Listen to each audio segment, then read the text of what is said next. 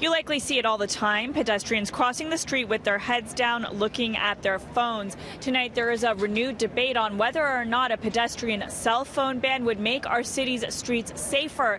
It was an idea first brought forward in City Council 3 years ago, an idea that sparked a lot of criticism in the past few days.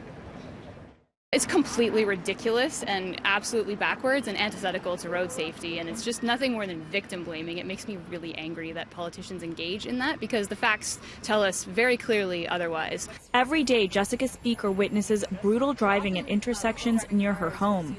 She herself became a victim of road violence 4 years ago when an SUV made a left turn and slammed into her while she was riding a bike to work. In the statistics, pedestrian distraction is a vanishingly small contribution to road violence. The motion to look into a pedestrian cell phone ban was in front of City Council back in 2016, but 3 years later, the debate has been reignited after former mayoral candidate Jennifer Keesmaat posted about it on social media just ahead of school starting. This idea that somehow the pedestrian is to blame and that if pedestrians only acted differently, they would be safer, it just isn't held up by the data. So the challenge is we need to get to the root of the problem, which isn't about saying, hey, you pedestrians, you need to behave differently. We actually need to be designing the city in a different way. At the time, a lot of city councillors were laughing at the motion brought forward by Frances Nunziata.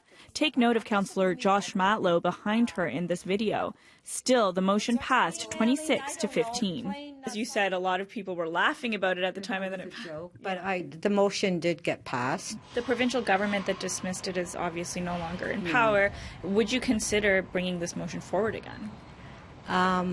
Yes, I would. The argument that the focus should be on the drivers and not pedestrians. No, I believe, we should focus definitely on the drivers. But I think we have to focus on the pedestrians as well, because, I think it's important that the city, we look at safety for all of us. Would you rather spend $100,000 a year paying a cop for ticketing pedestrians when they're on their cell phone, or paying a cop to ticket drivers?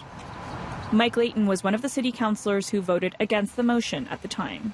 And when you look at some of the more recent accidents in the City of Toronto, it has had nothing to do with distracted pedestrians and everything to do with the drivers who are behind the wheel of those vehicles. And so I think that's where we should be squarely placing our attention. That's what's killing people.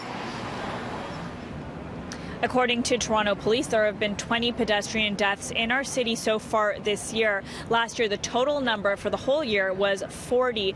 When asked if this should be considered a crisis, advocates say absolutely, without a doubt.